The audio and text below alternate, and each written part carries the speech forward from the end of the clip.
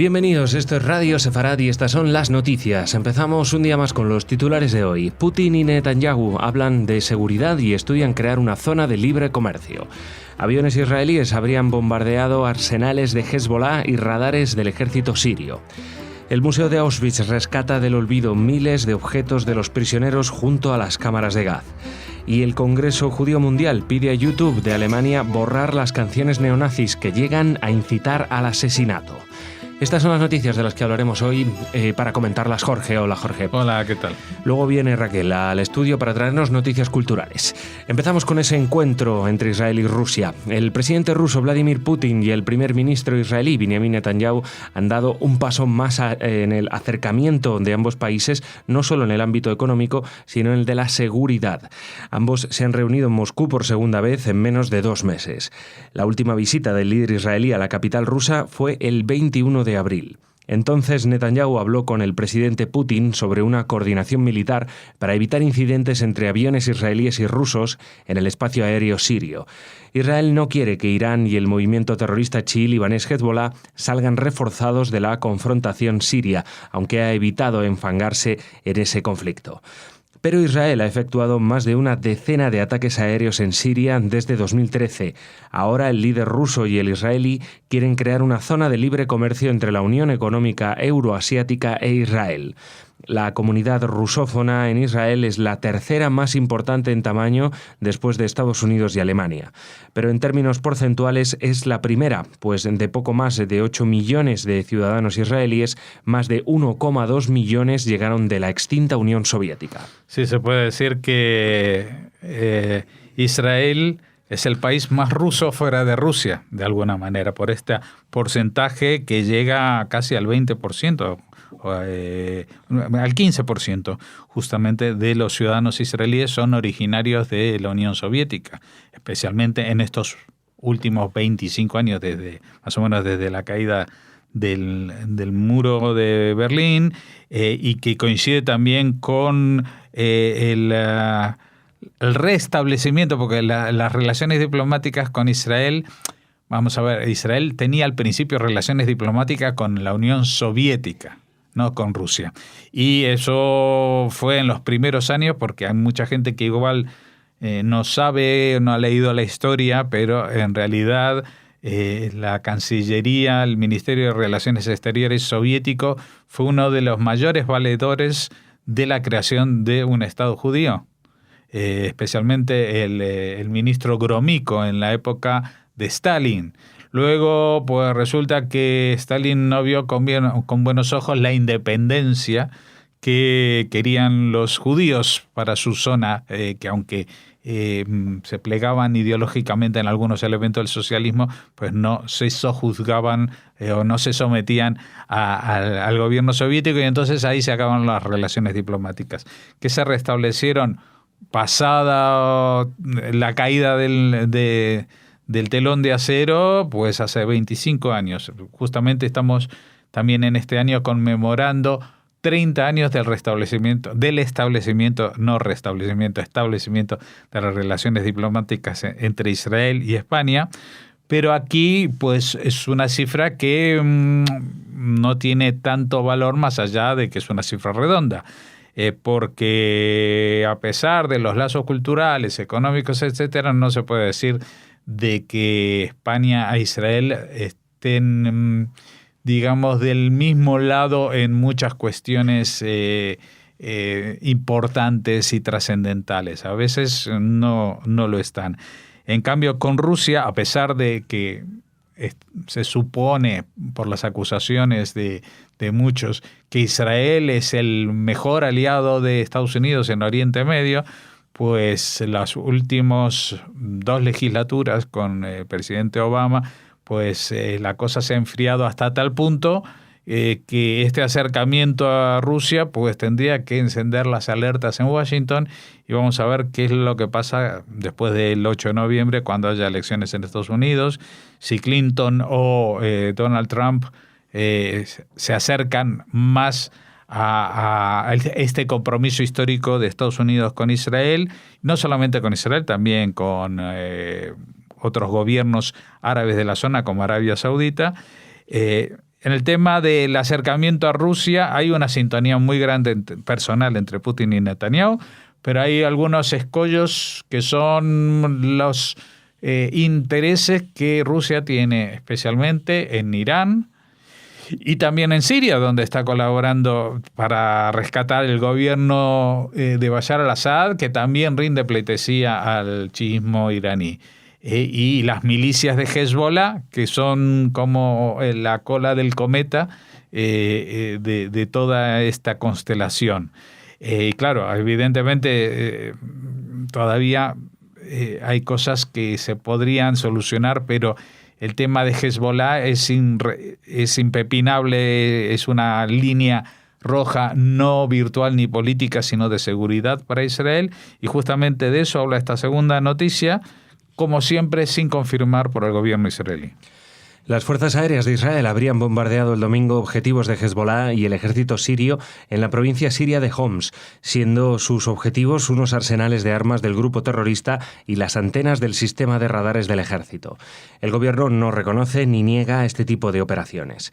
Según informes de la oposición siria, el ataque provocó daños solamente en los depósitos de armas y no en otras instalaciones. Se trataría del primer ataque de este tipo desde la asunción del nuevo ministro de Defensa, Avigdor Lieberman. Por otro lado, un diario libanés informó del descubrimiento de un dispositivo de escucha camuflado como una roca sobre una montaña. Bueno, vamos a separar estas dos noticias. Primero, la primera tiene mucho que ver con este viaje de Putin, de Netanyahu a Rusia. Porque se supone que cuando llegó pues era al día siguiente de este bombardeo, del cual los rusos que están operando en Siria pues tienen total constancia de lo que está pasando en Homs. Y aunque no se hayan dado datos oficiales o confirmaciones de la autoría, el tema de que se hayan bombardeado radares antiaéreos, o sea, radares para detectar quiénes son los aviones que entran, eso fue lo primero que bombardearon estos aviones sin identificar, y luego unas instalaciones, unos arsenales de forma quirúrgica en el medio de la masacre que significa la guerra en Siria, que es indiscriminada, que atropellan a la población civil como si fueran gotas de agua, pues una operación quirúrgica que solamente elimina un arsenal de armas de Hezbollah. Pues esto tiene toda la pinta de ser un operativo de Israel, y dado que al día siguiente Netanyahu estaba visitando a Putin, parece que a los rusos tampoco le parece mal la actuación de Israel en este caso, que pudo haber una cierta coordinación, y que el hecho de que Avigdor Lieberman esté ahora de ministro de Defensa, pues tampoco supone de momento, en estas pocas horas, ningún cambio, porque con el anterior ministro de Defensa también hubo estas historias en las que no se identificó Israel como autor, no siempre todo lo que pasa con Hezbollah es culpa de Israel, ya lo hemos visto como el mes pasado cuando mataban al dirigente militar más importante de Hezbollah, ellos mismos se apresuraron a decir de que en este caso no fue Israel, sino que fueron fuerzas del Daesh, cosa que la prensa española, pues por supuesto, no se hizo eco, porque solamente interesa la noticia si Israel es el malo de la peli. Seguimos. El Museo de Auschwitz ha rescatado del olvido más de 16.000 objetos personales pertenecientes a prisioneros del campo de concentración y exterminio nazi, encontrados en 1967 en una excavación arqueológica en los aledaños de las cámaras de gas y almacenados desde entonces sin que nadie recordara su existencia. En la mayoría de los casos se trata de los últimos objetos personales de los prisioneros que eran llevados a las cámaras de gas, entre ellos botellas vacías, fragmentos de zapatos, joyas, relojes, cubiertos, cepillos, pipas, encendedores, trozos de utensilios de cocina, botones, navajas o llaves. Sí, realmente lo que llama la atención de estos objetos es el poco valor, porque ya eran los objetos que portaban encima prisioneros de un campo de concentración que ya habían sido despojados de todo y que lo llevaban encima en el momento en que lo llevan a las cámaras de gas. Así que son objetos sin ningún valor representativo más que simbólico de la situación de expolio a la que estaban sometida esta gente, que cuando tuvieron que dejar sus últimas posesiones, pues eso, lo que tenían era una botella con agua para aguantar el camino, o simplemente algún botón de alguna camisa, un cepillo, algún cubierto, cosas así. El Congreso Judío Mundial instó a la página alemana de YouTube a borrar de sus contenidos las abundantes canciones que los neonazis tienen colgadas en la red, en las que se llama incluso a matar a refugiados, a negros y a judíos. Según el asesor legal de la organización, Google y YouTube se convertirían en corresponsables si hubiera un asesinato o un ataque contra un judío, un musulmán o un inmigrante como resultado de la inspiración que un neonazi recibe a través de esa música. Pone, por ejemplo, una canción que sostiene que Europa es para los blancos y África para los monos, como denomina a los negros, entre otras descalificaciones. La canción está prohibida y la banda catalogada por las autoridades alemanas como organización criminal, pese a lo cual la canción está en YouTube desde hace 18 meses y ha recibido unas 250.000 visitas. Este es el tema, porque claro, a todo el mundo nos gusta las redes sociales y YouTube y Google y todas estas cosas, poder encontrar las tonterías para pasar el rato, pero cuando un grupo como este, que es declarado por Alemania como organización criminal y que prohíbe la canción, pues la canción está en YouTube, es accesible y está ya hace 18 meses. Y me imagino que en estos 18 meses YouTube habrá recibido muchas demandas de gente pidiendo que la quiten. Pero pareciera que hay cosas que a las nuevas corporaciones de las redes sociales les importan más que la decencia mínima en respetar que no hayan gente criminal utilizando esos medios. Porque si no, no se entiende que sigan acumulando visitas, sigan subiéndose estos contenidos, cuando, por ejemplo, por política editorial, YouTube, por ejemplo, tiene prohibido subir porno, ¿no? Bueno, yo no voy a hacer aquí una defensa del porno, pero evidentemente, al lado del porno, una organización criminal neonazi y que insta a matar gente es muchísimo peor.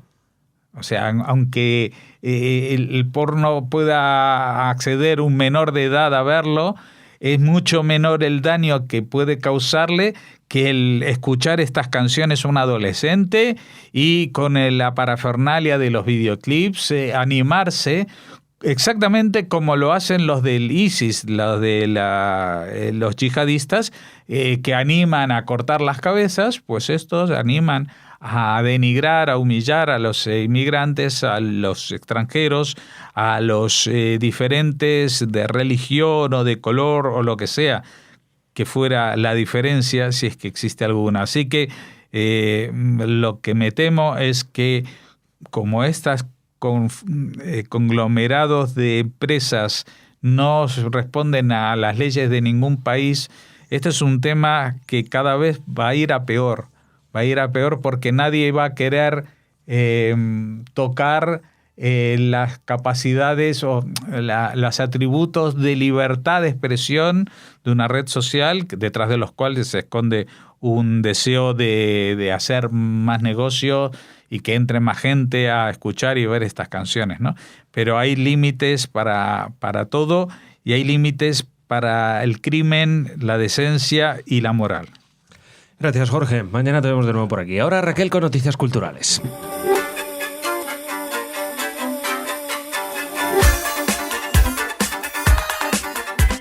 Noticias culturales, lo que les prometíamos al principio. Hola, Raquel. Hola, Jordi. Bueno, ya está aquí este espacio. Cuéntanos de qué nos vas a hablar hoy. Pues os voy a hablar de Herbás, ya sabes, ese pueblo cacereño, en Herbás judíos los más. Sí. Y sobre todo vamos a recordar a nuestro queridísimo Soli Wolodarski, porque en esta ocasión se cumplen 20 años del Festival de Teatro Los Conversos que él puso en marcha. Sí. En concreto se celebrará entre los días 7 y 10 de julio y, como saben, bajo el título de Los Conversos, tomado de la obra creada por Soli Wolodarski, nuestro primer director, se integran diversas acciones de dinamización social y cultural que durante 4 días al año y a partir del acontecimiento histórico de la expulsión de los judíos por parte de los reyes católicos y de la vida de los que decidieron quedarse practicando o no el criptojudaísmo, bueno, pues a partir de ahí culminan en distintas expresiones teatrales. Además hay un mercadillo medieval, todo el pueblo se engalana.